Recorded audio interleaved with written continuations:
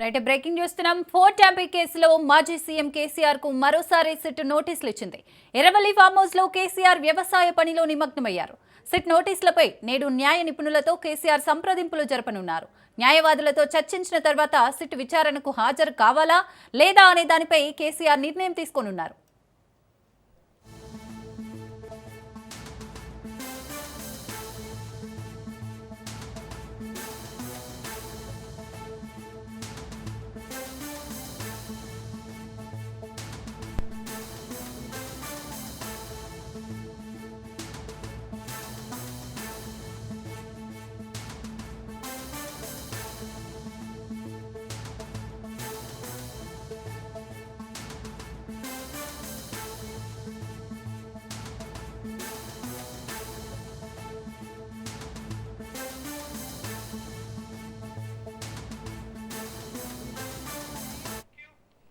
Right phone tapping కేసులో కేసీఆర్ గారికి అయితే సిట్ నోటీసులు అందాయి. మరి దీనిపై మరిన్ని అప్డేట్స్ మా ప్రతినిధి సైదులు అందిస్తారు. సైదులు.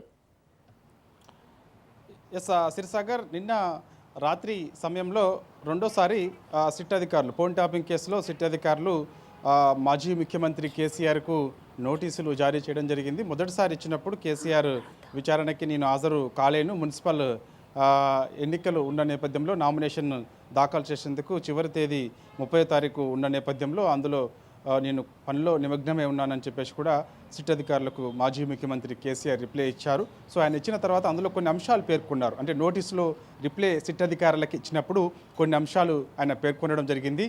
సో ఎర్రవల్లి ఫామ్ హౌస్లో నేను ఉంటున్నాను కాబట్టి విచారణ చేయదలుచుకుంటే ఎర్రవల్లి ఫామ్ హౌస్కి వచ్చి విచారణ చేయండి అని చెప్పేసి కూడా నోటీసుల్లో చాలా స్పష్టంగా కేసీఆర్ పేర్కొన్నారు. ఆ నోటీసుల్ని సిట్ అధికారులు తిరస్కరించి రాత్రి 9 గంటల ప్రాంతంలో బంజారా హిల్స్ నందినగర్లో ఉంటున్నటువంటి కేసీఆర్ నివాసానికి సిట్ అధికారులు వచ్చి ఇంటికి నోటీసులు అంటించారు. అక్కడ ఉన్నటువంటి సిబ్బందికి నోటీసులు కూడా జారీ చేశారు. సో ఎర్రవల్లి ఆ నోటీసులు ఏ అంశాలు పేర్కొన్నారంటే రేపు మధ్యాహ్నం 3 గంటలకి, అంటే ఆదివారం మధ్యాహ్నం 3 గంటలకి ఫోన్ ట్యాపింగ్ కేసు విచారణ ఉంటుంది అని చెప్పేసి కూడా ఆ నోటీసుల్లో ప్రత్యేకించి పేర్కొన్నారు. ఇక కేసీఆర్ చేసినటువంటి రిక్వెస్ట్ ఏదైతే ఉందో ఎర్రవల్లి వ్యవసాయ క్షేత్రంలో విచారణ చేసుకోండి అని చెప్పేసి చెప్పినటువంటి దాన్ని తిరస్కరించారు. కాబట్టి ఖచ్చితంగా నందినగర్ నివాసంలోనే మీరు ఉంటే మేము వచ్చి నేరుగా అక్కడ విచారణ చేస్తామని చెప్పేసి కూడా అన్నారు. దాంతోపాటు కొన్ని అంశాలు పేర్కొన్నారు. అంటే కొంత సాంకేతికమైనటువంటి పరికరాలు అన్నీ కూడా హైదరాబాద్ నుంచి ఎర్రవల్లి తీసుకురావడం సాధ్యమయ్యే పని కాదు. సో టెక్నికల్గా కొన్ని సమస్యలు తలెత్తే అవకాశం ఉంటుంది. ఆధునిక పరికరాలు కాబట్టి వాటిని మేము తీసుకొస్తే ఇబ్బంది తలెత్తే అవకాశం ఉంటుంది.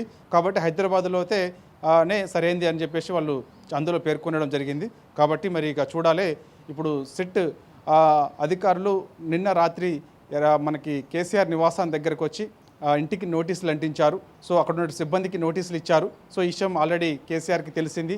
సో మరి కాసేపట్లో కేసీఆర్ తోటి బీఆర్ఎస్ వర్కింగ్ ప్రెసిడెంట్ కేటీఆర్, మాజీ మంత్రి హరీష్ రావు, మాజీ మంత్రి జగదీశ్వర్ రెడ్డి, మాజీ మంత్రి ఏముల ప్రశాంత్ రెడ్డి, నిరంజన్ రెడ్డి, బీఆర్ఎస్ పార్టీ చెందినటువంటి నేతలందరూ కూడా ఎర్రవల్లికి మరి కాసేపట్లో వెళ్తారని మనకి పార్టీ వర్గాల ద్వారా తెలుస్తుంది. పోయిన తర్వాత అక్కడ సీనియర్ న్యాయవాదులు కూడా మరి కొందరు వస్తారని చెప్పేసి కూడా అంటున్నారు. వారితో ప్రత్యేకించి భేటీ అవుతారని చెప్పేసి కూడా మనకి సమాచారం అందుతుంది. భేటీ అయిన తర్వాత పార్టీ ఒక నిర్ణయానికి రాబోతుంది. సిట్ విచారణకి హాజరు కావాలా లేదంటే నేరుగా సుప్రీంకోర్టుకి వెళ్ళాలా అనే దానిపైన కూడా ఆ న్యాయవాదులతో సంప్రదించిన తర్వాత వారి చెప్పినటువంటి నిర్ణయం మేరకు ఇటు కేసీఆర్ పార్టీ నిర్ణయం తీసుకునే అవకాశం ఉంటుందని కూడా చెప్తున్నారు. కాబట్టి మనకి మధ్యాహ్నం తర్వాతనే క్లారిటీ వచ్చే అవకాశం అయితే ఉంది. ప్రస్తుతం మనం తెలంగాణ భవన్లో ఉన్నాము. తెలంగాణ భవన్కి బీఆర్ఎస్ పార్టీకి చెందినటువంటి ముఖ్య నాయకులందరూ కూడా మధ్యాహ్నం తర్వాతనే వచ్చే అవకాశం ఉందని కూడా చెప్తున్నారు. ఇంతవరకైతే ఎవరు రావట్లేదు భవన్లోకి. చూడాలి మరి వస్తారా రారా అనేది కూడా మనకి తర్వాత తెలిసే అవకాశం అయితే ఉంటుంది. ప్రస్తుతం అయితే మాత్రం కేసీఆర్ దగ్గరికి బీఆర్ఎస్ పార్టీకి చెందినటువంటి నాయకులందరూ కూడా వెళ్తారని చెప్పేసి కూడా మనకి సమాచారం అందుతుంది. ఇప్పటికే సుప్రీంకోర్టు న్యాయవాది మోహిత్ రావు తోటి సంప్రదింపులు జరుపుతున్నట్టు కూడా మనకి సమాచారం. కాబట్టి ఖచ్చితంగా మరి ఇప్పుడు కేసీఆర్ చెప్పినటువంటి సూచన ఏదైతే ఉందో ఆ సూచనని సిట్ అధికారులు తిరస్కరించారు. కాబట్టి సో ఖచ్చితంగా రెసిడెన్స్ అడ్రస్, అంటే ఆనాడు ఎమ్మెల్యేగా కేసీఆర్ పోటీ చేసినప్పుడు, గజ్వేల్ ఎమ్మెల్యేగా ఆయన పోటీ చేసినప్పుడు ఎన్నికల అఫిడవిట్లో తన యొక్క residence address Banjara hills Nandinagar అనే మెన్షన్ చేసి ఉంది. కాబట్టి సో అక్కడే మేము విచారణ చేస్తామని చెప్పేసి కూడా ప్రత్యేకించి సిట్ అధికారులు చెప్పారు. కాబట్టి మరి ఒకవేళ సిట్ విచారణకి ఒకవేళ కేసీఆర్ హాజరవుతే మాత్రం నేరుగా ఎర్రబల్లి వ్యవసాయ క్షేత్రం నుంచి నేరుగా ఈరోజు సాయంత్రానికి మరి నందినగర్కి చేరుకునే అవకాశం ఉంటుంది. లేదంటే మాత్రం ఒకవేళ కోర్టు కూడా వెళ్ళే ఆలోచనలో పార్టీ ఉన్నట్లు తెలుస్తుంది కాబట్టి సీనియర్ న్యాయవాదులతో సంప్రదించిన తర్వాత ఖచ్చితంగా పార్టీ ఈ మేరకి నిర్ణయం తీసుకోబోతుందని కూడా మనకైతే విశ్వసనీయ సమాచారం. ఎందుకంటే రెండోసారి ఫోన్ ట్యాపింగ్ కేసులో కేసీఆర్కి సిట్ నోటీసులు ఇచ్చిన తర్వాత ఆయన కేసీఆర్ చేసినటువంటి అభ్యర్థిని సిట్ అధికారులు తిరస్కరించారు కాబట్టి ఫర్దర్గా ఏ విధంగా ముందుకెళ్ళాలి అంటే వారు చెప్పేది ఒకటే, కేసీఆర్ ఒకవేళ విచారణ చేసుకుంటే ఎర్రవల్లి వ్యవసాయ క్షేత్రానికి రండి, అక్కడ విచారణ చేసుకోండి అనే అంశాన్ని ప్రత్యేకించి సిట్ అధికారులకు రిప్లై ఇచ్చినప్పుడు ఆ యొక్క అంశంలో పేర్కొన్నారు కాబట్టి సో దాన్ని సిట్ అధికారులు తిరస్కరించారు కాబట్టి సో ఫర్దర్గా ఏ విధంగా ముందుకెళ్ళాలి ఏంటనే దానిపైన కూడా ఇటు కేసీఆర్ పార్టీ సమాలోచనలు న్యాయవాదులతో చేస్తూ ఉన్నారు. సో న్యాయవాదుల సూచన మేరకు ముందుకెళ్లే అవకాశం అయితే ఉంది.